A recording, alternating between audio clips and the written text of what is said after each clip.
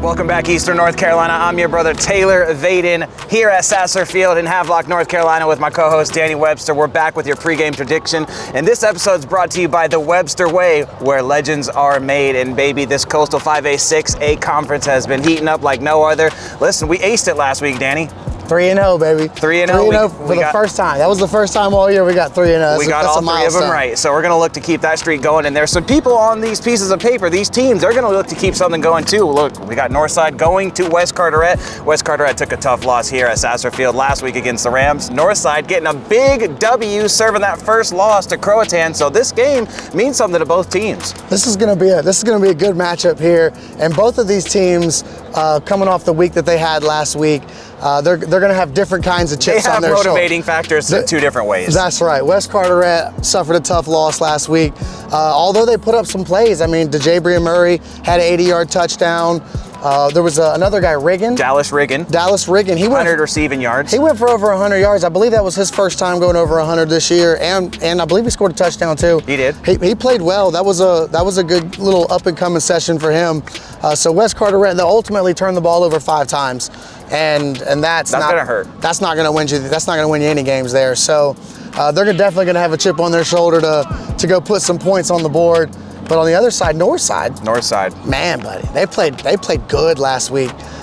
They put up 30 points against a very tough Croatan defense. An undefeated defense. And Croatan, so, I mean, they were in it. They came back, they fought hard, and Northside was able to hold them off and finish it off. They did get down to the nitty-gritty, though. Look, it's that 2-point game, and there was a touchdown in the last 5 minutes to make it very close. And I believe Northside hit a field goal. That's the difference there. There it is. So I think that's they got playmakers. They're going to run a little something on their shoulder this week. So because they just knocked off an undefeated team, so they're coming with some steam behind them. Rely Anderson had 184 yards that game, 2 touchdowns, so they're going to be looking for him to pound the ball. And look, that guy has been going crazy all year long. He's put the team on his back. I mean, the last couple weeks he's got multiple touchdowns each week. Over 100 plus yards and 184. That's it. Yes. I mean, come on. That's putting the team. Reginald Gray, the quarterback, is a weapon. And I think they called him 3J. 3J, baby. He went 11 for 15 last week. Only 150 yards. Scored a couple, played well. Getting Gavin Davis in the mix for a touchdown as well. And we talked about Gavin all year. Throwing them deuces up. Being able to establish that run game is huge for them because it sets your pass up. Because J3 can throw it, and so if you got a guy who's in there feeding it and he's running down the middle, and they ran right at him. That's it. I mean, Northside ran right at him, and I got a quote from Northside, just so you know, we're better than people think we are. Okay. So they're ready to play. They got that kind of chip on their shoulder, and they're ready to make another action game this week, baby. These two teams, West Carteret and Northside, both have some different motivations, but who are you going to take? West Carteret at home over Northside, or the other way around? I'm gonna have to take Northside right here. Northside's got a lot of playmakers going on, and when you're coming off of a strong week, knocking off an undefeated team, you just, sometimes the ball gets rolling and that momentum gets building, and when you get it rolling, buddy, it's hard to stop. So I got Northside right now. I think it's going to be a tough one. I think West Carteret puts up some points. Sure. They have a good offense, so I think it'll be a kind of shootout game. But Northside ultimately they come away with it, probably 49, 35-ish, 30-ish, somewhere around there. You heard it first right there. He's taking Northside. Let's keep this ball rolling, baby. Croatan versus Richlands. Richlands was on a bye week last week, and we said that bye weeks can be a great thing for a team to get a rest, especially going up against a team like Croatan. Speaking of motivation, they just took their first loss overall, so someone has to pay. I promise you, Croatan, they're not going away. That team right there is not going away. I promise. They're not going to lay down. Not one bit. They're going to come back this week swinging. Cannon McBride is a serious athlete over there. Over 200 yards last week. Exactly. Threw a touchdown. Andrew Boucher, we've talked about him every week. You're hearing his name over and over and over and over again. And if you're ever in the stadium watching him play, you hear it the whole time on the intercom. He's on defense making plays. He's everywhere. Everywhere all over the field, over 100 yards. 3 touchdowns. 3 TDs. I mean, they took a tough loss, but they fought to the end. I was told that they had a couple of key injuries that happened. I believe 4 of the starters didn't either got hurt or didn't finish the game. And when you lose playmakers like that, it makes it tough. But it's going to be a big one for Croatan here.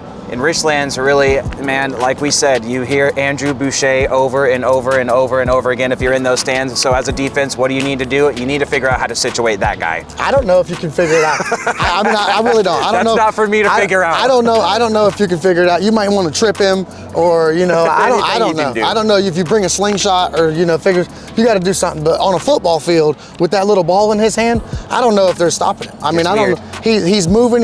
He almost looks like a Christian McCaffrey type. He's quick, he's shifty, he can catch, he can run.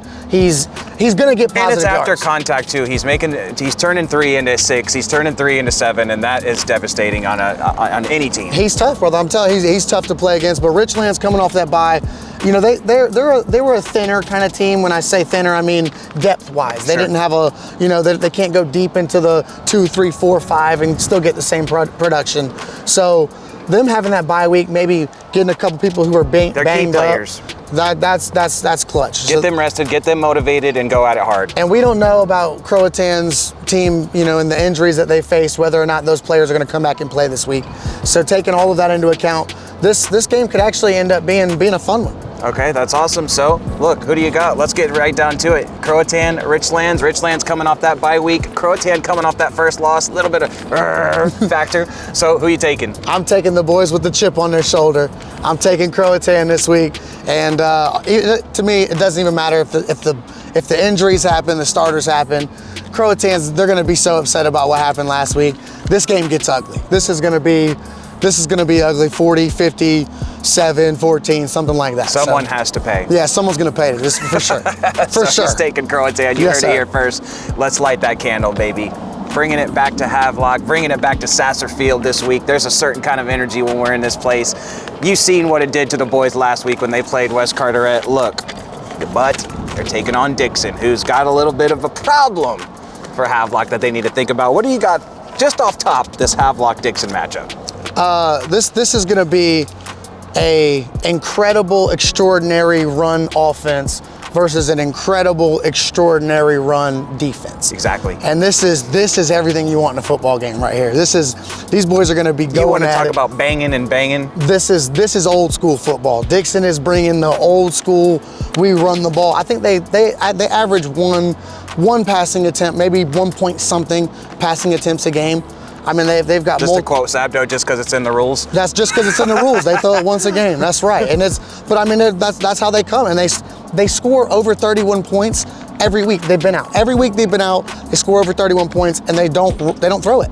So I mean, you know they're bringing it down. JJ. And that boy JJ, I mean, 12 games over 100 yards, and that's going into the past seasons, but over 300. What was it? 346 last week. 343 and 343. And 4 touchdowns. We said he was only over 3. 4 trips to that box. That means he has 20 touchdowns on the season this year already. Coming into the Rams Sasser Field here with a little bit of and them boys are gonna have to show up. But that Rams defense is. Last week, they showed what they can do on the defensive side of the ball, and that's something that you really got to get excited about if you're Havelock, because you're going to have your hands full already. Look, 3 interceptions, 1 return for a TD, which was by Kamani Nolan. So 2 fumble recoveries, Andrew Williams doing his thing. He played primarily on the defensive side of the ball in that Croatan game. Yep. Also had an interception. Excuse me, on that West Carteret game. He also had an interception too. Andrew Williams made a great interception in the middle of the field too. So, but 5 turnovers right there for the Rams defense is you get 5 turnovers and you're going to win the game. That's tough for any offense to overcome. While putting up 51 points on the offense. And usually those points come from those turnovers. Those turnovers give you a field position.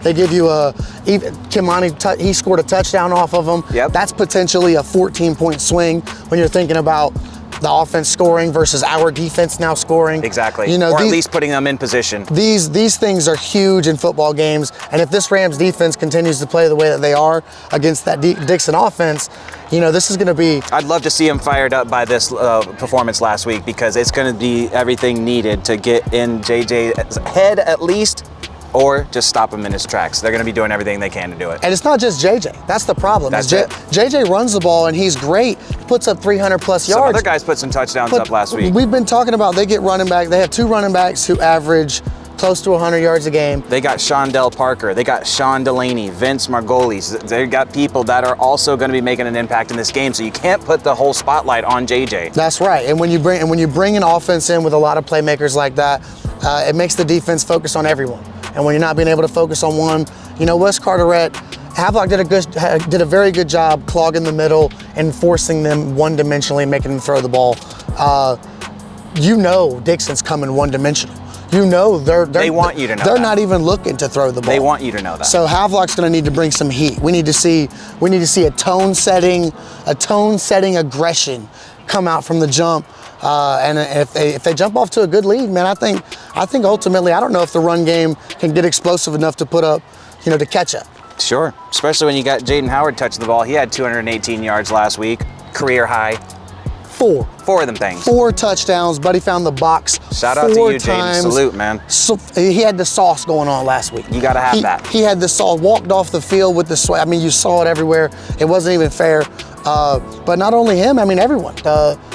I wanted to get into this. I wanted to get into that offensive side of that Havelock football team. We saw Lloyd Jones touch the ball at running back. We saw Patillo with Zyking. He's been going crazy all year. We saw him get in the end zone a couple times. A couple very good runs by him. Just everywhere. They have playmakers all over the field. Those guys are starting to get real active. And on the defensive side, they've always been stout, but you're starting to see some guys kind of reveal themselves and find their own. Oh, for sure, and that's becoming fun to watch. So this is going to be a good game. It's going to be fun to watch with that defensive steam that they got behind their backs, playing them Dixon boys. Man, it's going to be a good matchup. But you know what we're here for? Pre-game prediction, Danny. Who you got? Havelock, Dixon. Why do I ask at this point? Why do I ask? You know who it's going to be. We're taking the boys in black. Havelock's coming away with the win this week. It's homecoming this week, so we didn't even. It's homecoming. No, it's homecoming in Havelock this week at Sasser Field. The boys are back. We're in the house. We're home already. We're ready to roll. I got friends coming in from out of town. The energy's coming packed. The boys, there's no way. People you ain't seen in a while might be around. There's no way Havelock loses this week. We're we're doing numbers this week, baby. All right, Danny's taking Havelock over Dixon. Listen, we're live to you once again from Sasserfield in Havelock, North Carolina. I'm Taylor Vaden. This is my brother, Danny Webster. This has been the pregame prediction, and it's brought to you by the Webster Way, where legends are made. And you know what we say, folks. We'll see you in the end zone. We'll see you in the end zone.